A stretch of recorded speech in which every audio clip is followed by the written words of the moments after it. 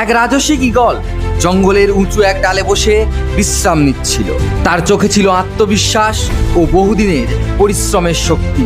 নিচে থাকা এক খরগোশ ঈগলের নিশ্চিন্ত ভঙ্গি দেখে প্রশ্ন করল, আপনাকে তো কিছুই করতে হচ্ছে না, তবুও আপনি এত শান্তিতে আছেন কি?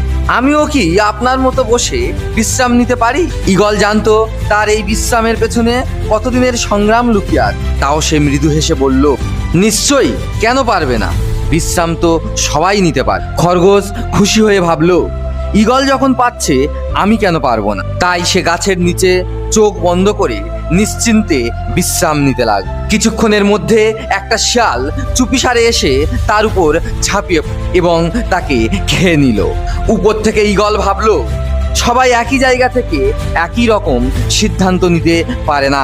এখান থেকে আমরা এটা শিখি, জীবনে কিছু না করে বিশ্রাম নেওয়া তখনই নিরাপদ হবে যখন আপনি এমন উচ্চতায় পৌঁছাবেন যেখানে আপনার অভিজ্ঞতা, আপনার শক্তি ও আপনার অবস্থান আপনাকে রক্ষা করবে। তাই নিজের অবস্থান আগে শক্ত করুন, তারপর